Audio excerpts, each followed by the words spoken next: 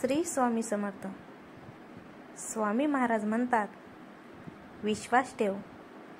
समोर उभे असलेल्या संकटापेक्षा आपल्या पाठीशी उभी असलेली शक्ती ही खूप मोठी आहे. त्या शक्तीने समस्येचे उत्तर कधीच तयार केलेले आहे. तू मात्र मुखात अखंड नाम घेत प्रामाणिक प्रयत्न कर आणि मग बघ, विजय तुझाच आहे.